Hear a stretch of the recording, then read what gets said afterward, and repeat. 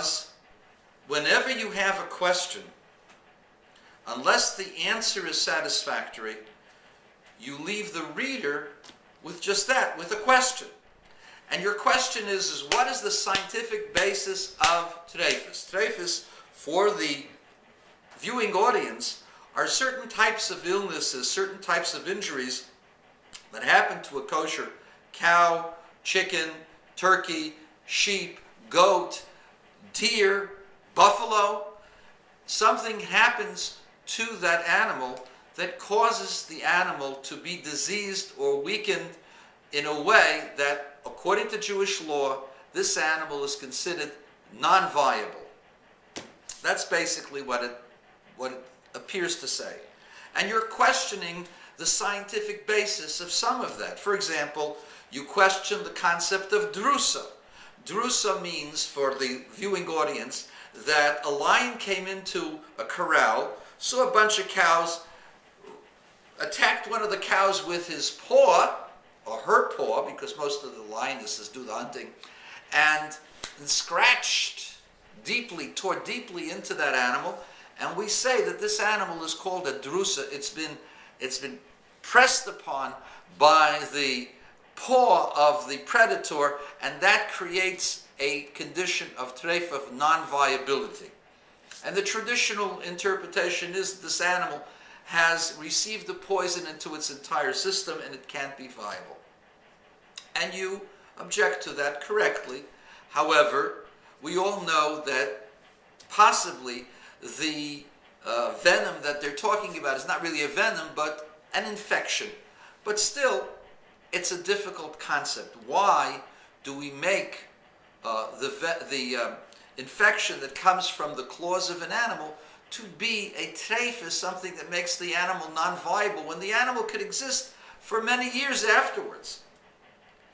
And you could ask the same thing about the concept which is called tzomas hagidin. Tzomas hagidin is where the nerve endings come together at various joints, and at those points where the tzomas hagidin, where the nerve endings come together, if there's swelling and the nerve endings have been cut, we say the animal is not kosher. Even if you cut above it on the leg, the forearm, the animal would be kosher above it. So why lower down, when you have this injury to the nerve endings coming together, why would that make it non-kosher?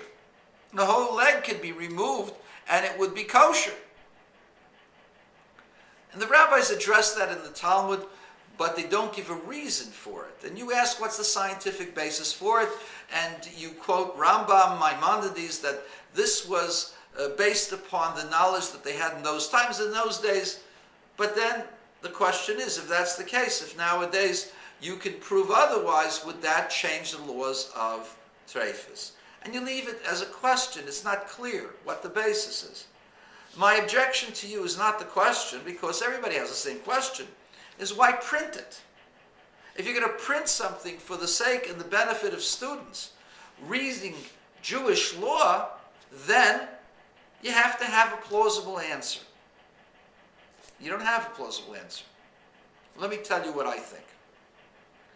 The word treif doesn't only mean something that is missing a component of life. The concept of treif isn't only a disease that will cause the person or the animal not to be able to live for a year or for the duration of being able to give birth. That's not the only criteria, the only concept. The word treif doesn't just mean torn. The word treif also means confounded and confused. And it comes from the word to beat up and mix eggs. It's called litreif, to be toref the eggs, to mix them in between, to confound them. And to mix them up all into confusion, because eggs usually have white and yellow, and this is mixing them together and blending them. So the word treifa also means to confound and to confuse. The purpose of eating kosher, is that when I ingest something, I'm absorbing the nature of what I'm ingesting. And taking that nature and transforming that nature into the human experience, and using the human experience to increase my service to the Creator. If by eating I can worship the Creator and study Torah and appreciate God's world and help another human being thereby, so what I'm doing is I'm taking the food, ingesting it into my system, and transforming the food into something that is human, which is above the animal. And that this humanity is then dedicated and designated for a higher purpose, which is to connect to God. And in fact, according to the Kabbalah, maybe a dirty word in some people's, in my world, it's a wonderful thing. According to the Kabbalah, there are sparks of holiness in everything. And if something is kosher, I can take that spark of kedusha, of holiness, and I can lift that up into a pure level, out of its animal covering, and that spark of holiness actually inspires me as a human being to appreciate God on a higher level, to understand God on a higher level. So therefore, when I eat, I'll be able to study and pray with greater spiritual intensity and spiritual awareness. So the process is one of elevating the physicality and transforming it into godly. If you have an animal that was under tremendous distress, and distress, that's the idea of Treif-Not, confounded, confused, all upset. If the animal is agitated to the point where it doesn't feel right, that agitation and that not feeling right, that mindset of the animal also is transferred upon the person who eats it. And that's one of the reasons why a mesukenes, something that's in the danger and just about ready to die, even though it's kosher, it's better not to eat that kind of an animal. Why? Why should it be not permitted? Why can't you eat steak or hamburger from such an animal that was getting ready to die and you slaughtered it before it died?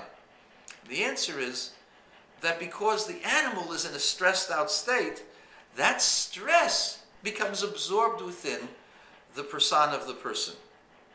And therefore, the Torah is telling us that these kinds of stresses, these kinds of pains that come from perforation, such as perforated lungs, a perforated heart, a perforated brain, a perforated intestinal system, where there's extreme pain that comes as a result, this causes an animal whose persona, whose essence, I cannot elevate, because there is too much confusion and too much intense feeling that is negative for me to be able to use this in a positive way. Remember, food has to give you good health and has to give you good vibrations and good energies.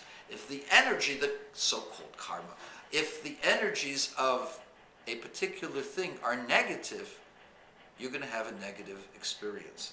It's the same reason why we don't eat cats, dogs, lions, tigers, bears, predators, because their natures will be imprinted on us.